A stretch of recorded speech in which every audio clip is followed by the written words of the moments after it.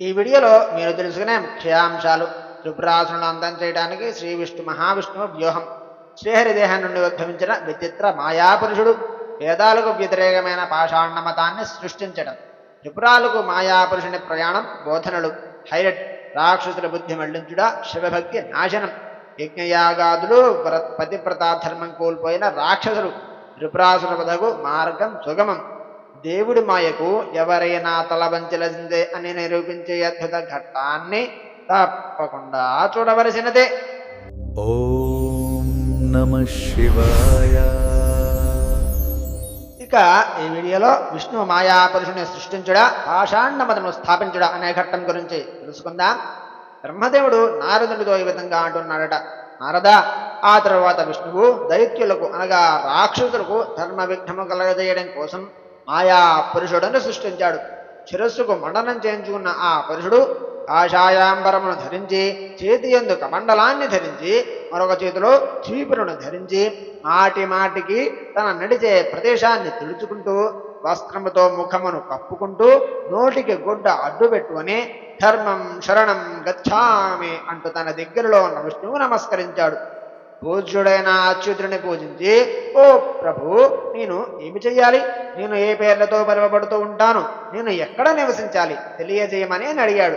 ఆ మాయా పురుషుని మాటలు విన్న శ్రీ మహావిష్ణువు ప్రసన్న మనస్సు గలవాడే ఇలా అంటున్నాడు: నిన్ను ఎందుకు సృష్టించానో, నువ్వు ఏమి చెయ్యాలో చెబుతాను విను. నువ్వు నా అవయవముల చేతనే పుట్టావు, నా రూపాన్నే ధరించావు కనుక నువ్వు ఒక సత్కార్యాన్ని చెయ్యాలి. నువ్వు నాకు సంబంధించిన వాడివి కనుక తప్పకుండా పూజింపబడుతూ ఉంటావు. నీకు ప్రధానమైన పేరు యరహాన్. నిన్ను ఇంకా అనేకమైన పేర్లతో పిలుస్తూ ఉంటారు. నువ్వు ప్రస్తుతం ఎక్కడ ఉండాలో చెబుతాను విను. ఓ మాయావి, నువ్వు 16,000 శ్లోకాలతో ఒక శాస్త్రాన్ని రుచించు. ఆ శాస్త్రము శ్రౌత స్మార్తములకు వ్యతిరేకంగాను, వర్ణాశ్రమాలను వదిలిపెట్టే విధంగాను, భాషా చాతుర్యంతో ద్వంద్వార్థమును వచ్చేటట్లుగాను, కర్మవాదం అనుసరించేదిగాను, విస్తరంగాను ఉండే విధంగా ప్రయత్నించి రుచించు. నువ్వు ఈ గ్రంథాన్ని రుచించడానికి తగిన సామర్థ్యాన్ని నేను నీకు ఇస్తాను. అనేక విధాలైన మాయలన్నీ నీ ఆధీనంలోనే ఉంటాయి అని మహామాయా స్వరూపుడు చెప్పాడు, అనగా శ్రీ మహావిష్ణువు చెప్పాడు. ఆ శ్రీ మహావిష్ణువు చెప్పిన మాటని నమస్కరించి, ఓ ప్రభు, నీ ఆజ్ఞ చేత మాయామయమైన శాస్త్రాన్ని తయారు చేస్తాను.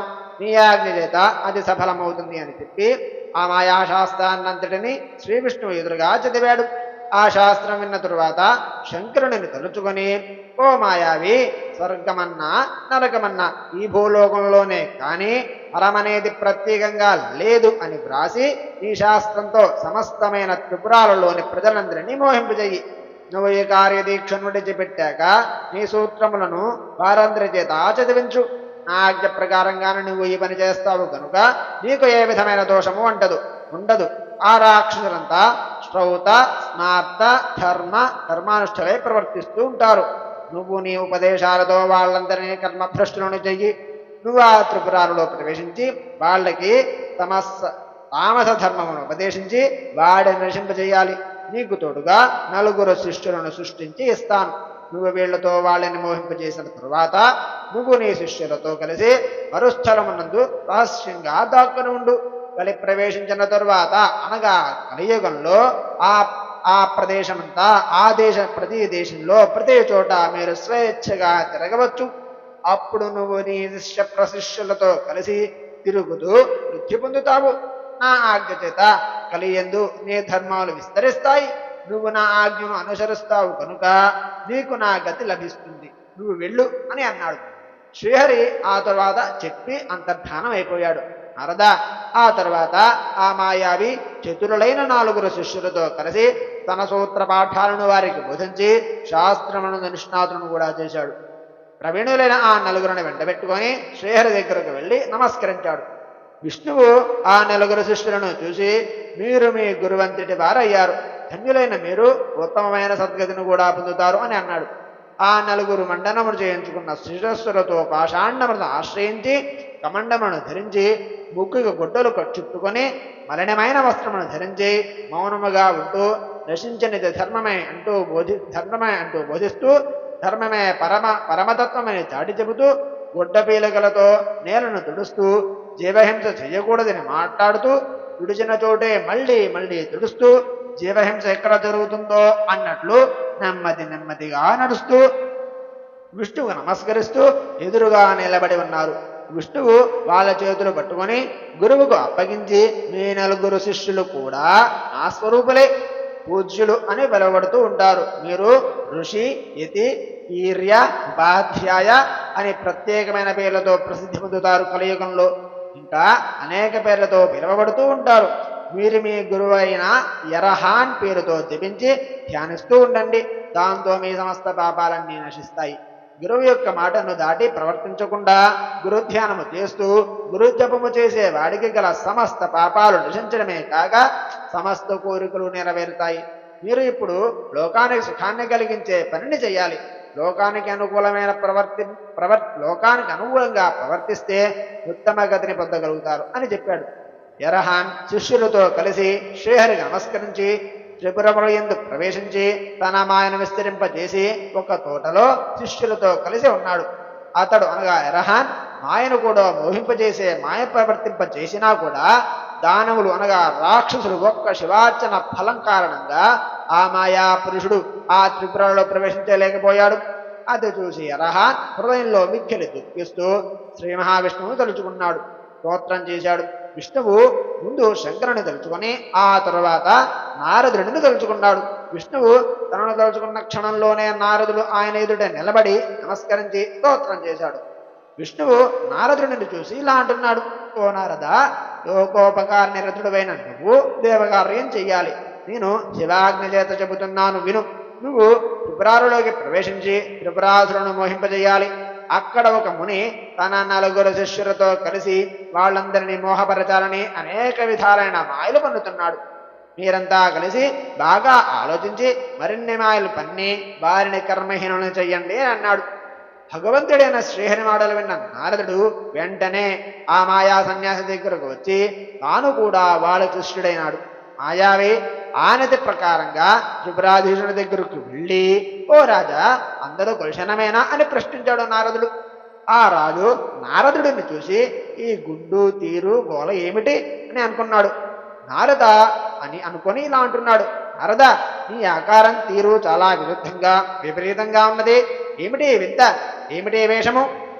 ఏదో కొత్త విశేషముంటే గానీ నువ్వు రావు కదా, ఇంతకీ విశేషం ఏమిటి చెప్పు అని అడిగాడు. నారదుడు ఇలా అంటున్నాడు, అరే మహారాజా, మీకు తెలియనేది లేదా? పరమధర్మపరాయణుడైన ఎవరో ఒక యతీశ్వరుడు మీ నగరానికి వచ్చాడట. అతడు సమస్త విద్యా పారీణుడు, వేదవేద్యా విశారదుడు, అనేక ధర్మాలను నిరూపించి చూపిస్తున్నాడు. ఆయనకు నలుగురు శిష్యులున్నారు. అతడు నిరూపించి చూపించే సనాతన ధర్మాలను నేను ఇంతవరకు ఎప్పుడూ ఎక్కడా వినలేదు, చూడలేదు కూడా. అతనికి శిష్యులైన వారి వేషములను ధరించినాము. మీకు కూడా ఈ ధర్మమును ఇష్టమైతే అతనికి శిష్యులు కావచ్చు అని చెప్పాడు. ధర్మగర్భములైన నారదుని మాటలు విన్న త్రిపురాసురులంతా ఆశ్చర్యపోతూ శివమాయ చేత మోహితులైనారు. నారదుడంతటి వాడే దీక్ష చేపట్టినప్పుడు మనము ఆ దీక్ష స్వీకరించడంలో సందేహం ఏముంటుంది అని అనుకున్నారు. ఆ మాయాముని దగ్గరకు వచ్చి అతని రూపాన్ని చూసి నమస్కరించిన మహారాజు, నిర్మలమైన ఆశయము గల ఓ ఋషి పుంగవుడా, నేను వాళ్లతో కలిసి మీ శిష్యుడవ్వాలి అని అనుకుంటున్నాను. మాకు మీ ధర్మదీక్షను ప్రసాదించండి అని ప్రార్థించాడు. ఆ మాయావి మహారాజు మాటలు విని, ఓ రాజా, నువ్వు ఎల్లప్పుడూ ప్రమాణపూర్వకంగా నా మాటలు వింటే నీకు దీక్షను ఇస్తాను. లేకపోతే నువ్వు కోటి ప్రయత్నాలు చేసినా సరే నేను నీకు నా దీక్ష ఇవ్వను అని అన్నాడు. మహారాజు ముని మాటలు విని నమస్కరించి, ఎంత మాట అన్నారు, ఎప్పుడు మీ మాటను జబదాటను, నిజంగానే చెబుతున్నాను, నాపై సందేహించకండి అని అన్నాడు. అప్పుడు ఆ ముని దానవరాజుని ఆశీర్వదించి ముఖముపై కప్పుకున్న గుడ్డను తొలగించి, ఏ దీక్షతో నువ్వు కృతార్థుడైపోతావు అంటూ సర్వధర్మములోకి ఉత్తమమైన దీక్షను ఇచ్చాడు. రాజు దీక్షను స్వీకరించడం చూసి అక్కడికి వచ్చిన వారంతా దీక్షను స్వీకరించారు. క్షణకాలంలో ఆ మహామాయామునికి శిష్యులకు శిష్యులై త్రిపురాలలోని వారంతా ఆ మతాన్నే స్వీకరించారు. నారద, ఈ విధంగా పరమేశ్వరుడు జైన మతాన్ని స్థాపించాడు. నారద, హరి ఓం తత్సతు. ఇంతటితో విష్ణు విష్ణువు మాయాపురుషుని సృష్టించుట, పాషాండమతను స్థాపించుట అనే ఘట్టం పరిసమాప్తి. రేపటి వీడియోలో అర్హంధర్మబోధ చేయుట, త్రిపురాసులను మోహింపచేయుట అనే ఘట్టం గురించి తెలుసుకుందాం. స్వస్తి. ఇప్పటి వరకు చూసిన ప్రతి ఒక్కరికి ధన్యవాదాలు. ఇలాంటి అద్భుతమైన వీడియోల కోసం ఇప్పుడు శివభక్తుడు ఛానల్ని సబ్స్క్రైబ్ చేసుకోండి.